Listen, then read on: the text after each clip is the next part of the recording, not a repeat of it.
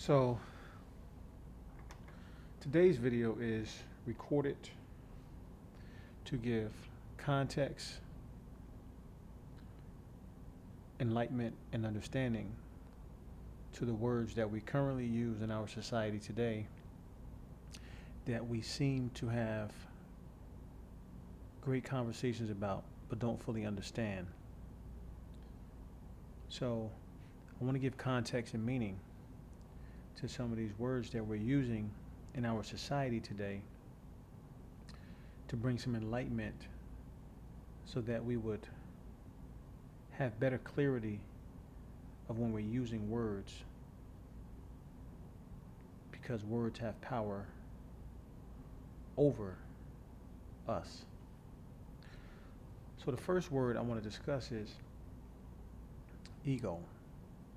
And according to Google, because we are Google-based intelligent human beings and everybody pulls from these sources like Google, and they don't tend to use their minds to decipher the information that they're receiving very well. So let's discuss it based on the platforms that we're using to educate ourselves. So the first word I want to discuss is ego. And it says ego is someone with an inflated sense of self-importance and a tendency to be self-centered, boastful, or arrogant. It refers to someone who is overly focused on themselves and their own accomplishments, often to the detriment of considering others' perspectives or feelings. That's what it means to have ego. So when someone says, "Oh man, you and your ego, you're letting your ego control you," it's pretty much saying that that person that's allowing their ego to take control of them, they don't have a sense of being able to see anyone else's feelings but their own, or their own accomplishments, or what they want to do for themselves, right? And the second word I want to actually discuss would be considered a narcissist or narcissistic behavior, which they kind of correlate. The word narcissist originated from the Greek myth Narcissus, a beautiful youth who fell in love with his own reflection. The term was later adapted in psychology to describe individuals with an aggregated sense of self-importance and a preoccupation with their own needs and desires. So now I can put the phone down and really start talking about the validity of both of those words. Ego, narcissism, right? And we're going to look at the foundation of the current society that we're in and why we're dealing with people who are ego driven and people now the psychologists use to determine is narcissistic, right? They both correlate. So what I want to say is, walk with me on this so you can clearly understand where I'm going. And by the end of the video, you'll understand what I'm saying. And hopefully it'll allow you to put things in better perspectives. Now, from the foundation that we're born in this world, not self-sufficient, right? A child has to depend on the mother to nurture them, feed them, clothe them, and shelter them, right? So we already come in the world not independent, which my last video talks about. There's no such thing as I or individualism, because we're all codependent. We need each other to exist and move on and procreate, right? So from the foundation, we're taught to have independence, to do things for ourselves, to learn things so that we can cultivate and manifest things that we want to manifest for ourselves. So as we're being taught this from our parents, right, because that's the foundation, moms, pops, or whoever's around at the time, grandpops, granddad, whoever's in the child's life as an influence to help them become more independent so that they can have this ego that they don't realize that they're developing over time, or all of us are developing over time, or these narcissistic behaviors that we're all developing over time that we're currently dealing with and we're all at war with each other for. We got to go back to the foundation.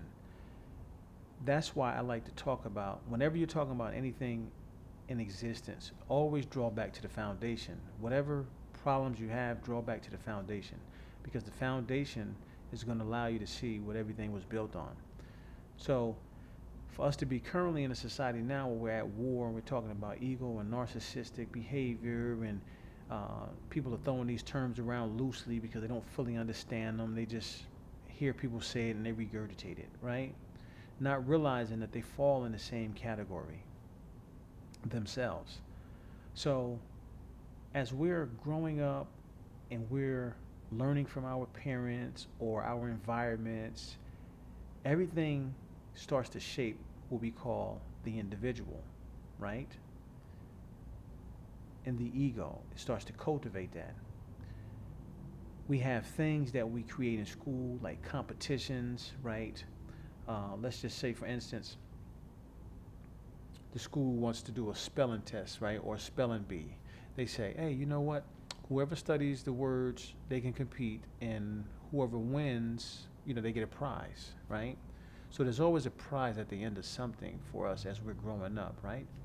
And we're learning. But we're learning to cultivate a behavior that we don't realize that later will be detrimental to us, because what ends up happening, and this is the most important thing, what ends up happening is that we don't cultivate a society of people who learn to serve others. We cultivate a society where it becomes selfish and not selfless, because this is what we're cultivating.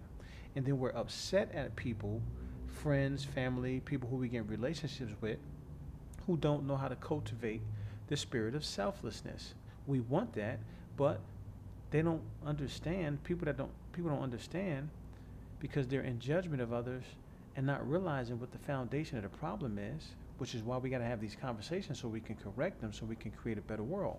So if we're raised to cultivate our egos, not realizing that we're doing that, and our narcissistic behaviors, not realizing that we're doing that, then when we get in these relationships with people, we don't know how to serve others, because now we have selfless tendencies. We want things the way we want them, and if we don't get them the way we want them, then we move to the next person that will give us. So we're constantly in this search for someone that will validate us to give us what we need exactly, or see if we can put a person in a position who's willing to sacrifice their self-happiness for our self-happiness. So it's a constant war, and that's why we're in this entanglement of bad relationships and divorce and high rates of broken families, all because of the way we've cultivated our culture.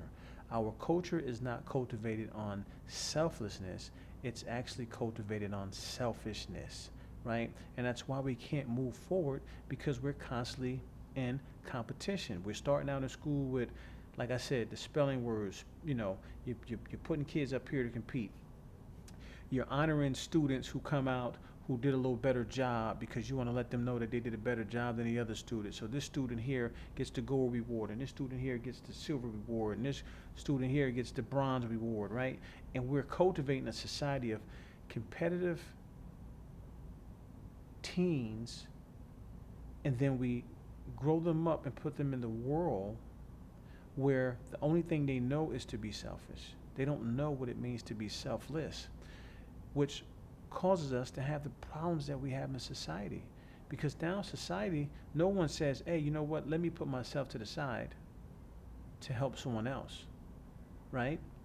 It's all about, I need to do what I need to do for me first before I can help someone else, right? And then when you realize that when you take the approach to endow yourself in your ego or your narcissistic behavior, and you go out and you make these accomplishments or whatever based on your selfish needs, then what ends up happening is you realize, that's what, if you really realize and you think about this, what ends up happening is Society trains us to be competitive, right? They rank us, right? We're ranked. And we're ranked in these classes. You're either poor, middle class, or wealthy.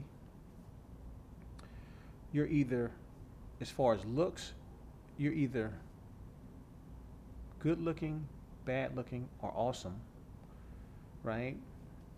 As far as intelligence, you're either stupid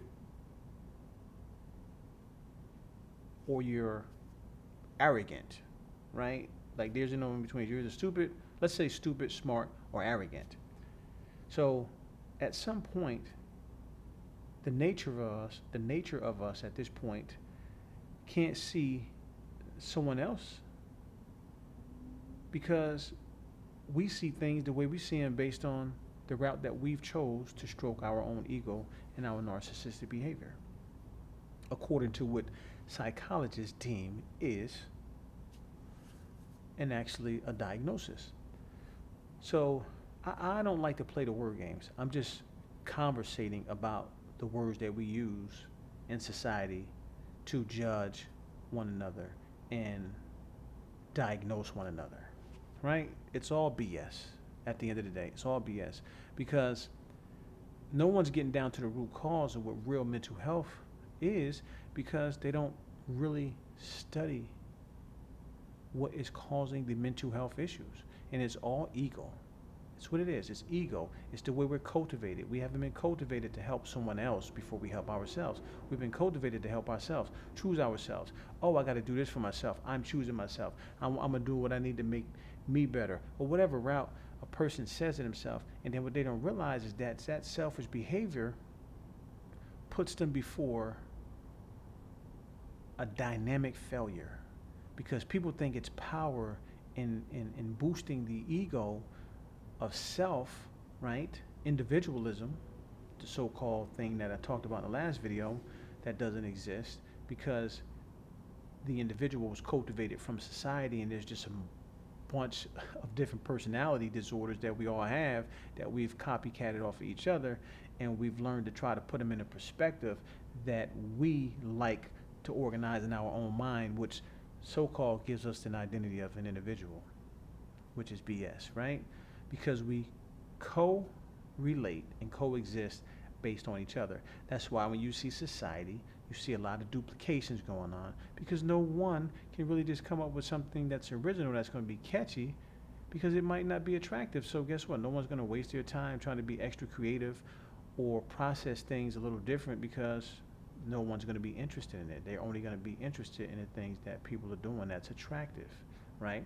That's why we have these societies when men need to look like this in the gym, women need to look like this with their bodies, and we have all these fake personalities, but we want real organic relationships with one another.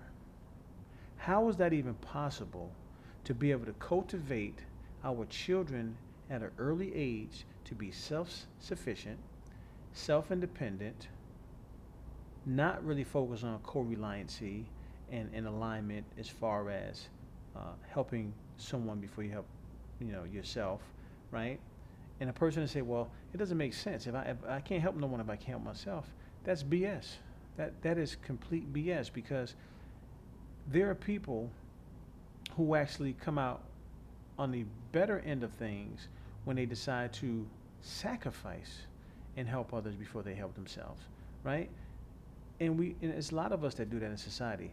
But what I'm saying to you is the competitive nature that's instilled in us early, man, it is so catastrophic to the youth. It is so catastrophic to us as adults, right? It's a constant competition. It's a war that's going on. It's a mental war.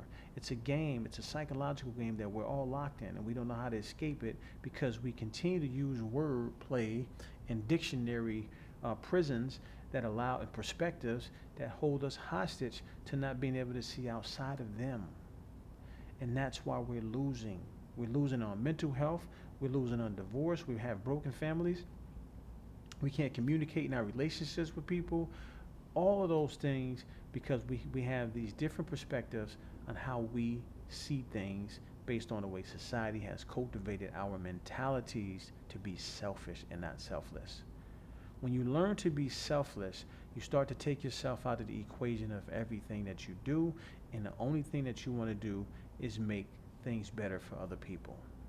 You know why? Because when you make things better for other people, at the end of the day, it circles right back to you and make things better for you. So you can't take the approach, I need to do what I got to do for me first, and then think that reality is going to manifest itself to you, because that's not how it works. You have to take the long route to say, I'm going to do things for others. I'm going to wake up and have better intentions to make the world a better place that I grew up in, that I don't see changing. So, ego versus narcissistic behavior. What's the difference? Nothing. It's just a different word that expresses itself in a different light, right? Ego, self-sufficient, self-reliant, puts itself first. Narcissism, same thing, right? Someone who loves to look at their own identity first and not pay attention to anyone else's, right? So, you don't think we live in a society? Well, I don't even like to use the word think. You don't know we live in a society that actually is completely like that? Everybody. Man, woman, and child. Political figures, scientists, whoever it is, everyone has so much insecurity about them if they don't perform a certain way that guess what? They get down on themselves. Let me give you an example of what I'm talking about, right? Y'all probably seen this video going viral. Ashton Hall, the dude that gets out, you know, he runs and stuff like that. And he's got these viral videos, right? So he ends up racing this young guy. I want to say his name is Speed, right? I don't really know the full details, but I've seen a few videos. Speed, the young guy, challenges him or to a race that he's faster than him. Ashton Hall says, hey, you know what? You're not faster than me. Let's get with it. Let's do it, right? They go race. Ashton Hall loses. They race 4 times. He loses. Okay? Now, it's all over the internet, right? Ashton Hall, now ego takes a hit because he has positioned himself in the world as being this fast guy who runs while he's being recorded with vehicles chasing him, and now he gets beat by this young guy, right, who smashes his ego, and now he feels embarrassed because he lost a race. Are you kidding me? You lost a race. If another cheetah outruns another cheetah, you think the cheetah's going to be like, hey, man, I'm faster than you. You lost a race. No. It's our stupidity and our ignorance that allows us to lock ourselves inside of these prisons that allow us to suffer because we don't have anything else to do. We don't have anything else to do with our so-called intelligence. We have to start tapping into what I like to consider our innate intelligence. It's already built in. It's there. You just got to learn and listen to it. You have to silence the noise on the outside. You got to start learning to put things down for a long period of time and not picking them back up as distractions. You got to spend a lot of time in self-isolation. And I know it's very uncomfortable, but when you spend time and a lot of time in self-isolation, right? Don't mean you got to go lock yourself in a dark room and stay there. What that means is you got to put your phones down. You got to stop allowing yourself to be distracted. You got to learn to process things, not for what it wants you to see it as, but for what it really is. Because the true answer is right in front of you. It's always right in front of you. It's just, can you see it? And if you're distracted, you won't be able to see it. That's why I said there's no such thing as individualism. Everybody is coherent, correlating with one another, and they're copycatting, and they're duplicating, and they're regurgitating. Which is why now the big words that's being used is ego, narcissistic behavior. You got all these professional doctors on here talking about, well, this is what your behavior is. They went to school for psychology and they got their psychology degrees, but don't understand nothing about human behavior that they say they do. Because if they really understood human behavior, they would have solutions for them and they wouldn't put you on medications. See, you're the medication. You're the antidote. You're the only thing that can solve the puzzle, the riddle, right? You're the only thing that can do that with the right information. You have to have the right information coming from the right sources. Because if you don't, then what you're going to do is you're going to spend your time getting these degrees and these plaques on your wall just to be a slave to a degree of information that was passed down to you that's supposed to be correct. Right? Again, you have to learn to silence that, and you have to learn to get away from caring of how being different or seeing things totally different. Now, as these videos progress, you're gonna start to understand me more, because there's so much information that I have that I don't want to overwhelm you with it or confuse you with the information. So I'm trying to learn through these videos on how to communicate it well, or at least simplify it, because I do understand so much. So because I spent my time wanting to learn, because I don't want to take the selfish route. I want to take the selfless route. I want to make the world a better place that I live in, right? I don't want to compete. I don't want to do the same things that people do. That's why, at the end of the video, here's another program we run on, right? Oh, at the end of the video, please like, subscribe, share, right? That right there, when that gets introduced in your mind, right, that's another program, right? So if you like the videos that I'm making, subscribe. I'm not forcing you to do that. If you want to, get the latest videos that I'm, and then feeds the YouTube algorithm for you to know when I post a video, subscribe, right? But I'm not going to force you, and I'm not going to beg you to subscribe, because I'm just here to give you the information. If it reaches you, great. If you receive it, great. That's all I'm here to do. I'm not here to compete with anyone, because I know and understand what competingness does to us as people. So, to spin back on what I said, remember, we cultivate a society from our youth, bringing them up in our households, right? From the parents, whoever we're around, whether it's mom, dad, uncles, society, school systems, all of these things start to create the identity that there is a such thing as an individual. Individuals tend to have an ego. Individuals tend to be narcissistic, right? And it's crazy that narcissistic people are calling narcissistic people narcissistic. It's crazy that people who have egos are telling other people to diminish their egos, right? Because they don't realize that they're in this loop, this war of words, right? Dictionary prisons, man. We're locked inside of that. This is how we express ourselves. Remember, words have the greatest power in our existence, because through these vocal sounds that's coming out of our voice, we give context to things. People follow us. I don't even like to use these words, but I have to, because these are what you understand. Believe the things that we say, right? And they start to follow those things, right? So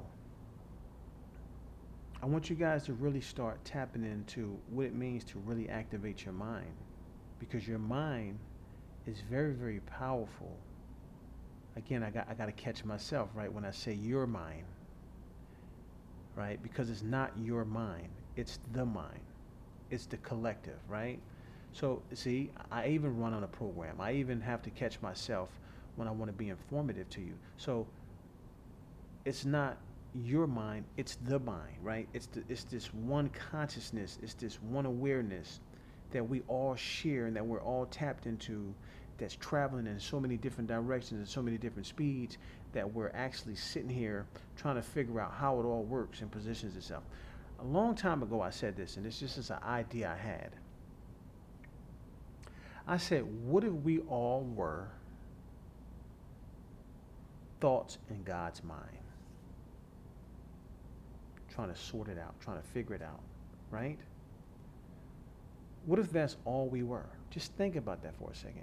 What if all that we were, whether it's negative, positive, whatever perspective you want to put on it, right? Yin, yang. What if we all were just thoughts in God's mind, and God's mind is every mind, because every mind, when it speaks, it relates or it doesn't relate or whatever.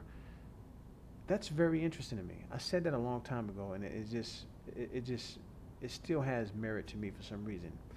I can't fully explain it right now, but I'm working on still trying to understand that completely, because what I do know for sure is that there is one mind, there is one consciousness. And the reason why I know that for sure is because when I look at human beings, right, the beings of physicalness that's on this planet, we all operate on the same, how can I put this? We all operate on the same platform of thought. That's how I want to say it. We all operate on the same platform of thought. That means thought is ignited, thought is shared and expressed. We receive it, we either agree or disagree, and then it gets moved on to something else, somewhere else, and it's repositioned or remixed or whatever, and it's brought back to us at a later point in our life. So we're all on a thought frequency, and the mind is everything. There's nothing that goes past the mind, right? It's like you can't go into, like darkness, right, would be a place where nothing exists and it's stillness and you can't see anything, right? And then you come into light, and light gives you the ability to see everything, like your phone, your chairs, and your thoughts, right? You can't even see your thoughts, but you can see your thoughts if you're following me, right? Your thoughts generally will have some type of pigmentation to them, right? Generally it would be black probably, right? The context, contrast, right? Contrast is considered to be dark, black. So if you have a thought, like if you say the in your mind, it's probably going to be spelled THE, which we know because we learned that's how we spell the, and it's probably going to have the context of or contrast of blackness in that thought. And then as you're expressing those thoughts in your mind, you might not even think about that. It might be something new for you to kind of just tap into. But generally you see in your mind, you're not writing with like red thoughts and yellow thoughts and blue thoughts. It generally is in a black pigment. Think about that for a second. So if you say that light and darkness, when you look at the harmony between the two, and you can know for a fact that it is a harmony between the two, you'll have an appreciation for what they consider to be yin and yang, negative and positive, right and wrong, right? So they have to correlate together. Now, as they're correlating, what happens in the world, we start to separate them. We say, oh, you know what? This shouldn't happen and that shouldn't happen, and this is the only way we should do things. Because now we start creating laws, rules, and regulations based on our comfortability. And when our comfortability gets disturbed, then we start having these conversations about your diagnosis as a narcissist, right? And you need help, and you need therapy, you need to go talk to somebody, and then you put this person over here in this category, and you put their information in the folder, and you shut the door closed, and you put them on some type of medication, because now they're deemed to have these mental disorders that society has cultivated in our school systems. So what I want you to think about today, people, the ones who are listening and following and tuning in to the information that I'm spreading, is that I want you to really start to understand that when I learn to put myself in a position of exercising my supreme thought and my supreme consciousness, I stay in a state of supreme awareness, right? And that supreme awareness is always cultivating a space of love, because that love comes from a space of understanding, which is the highest form of anything that we can deal with, which also comes from a place of selflessness and not selfishness. Right? So remember, ego versus narcissistic behavior, they're one and the same. And we have to understand why we're dealing with these things today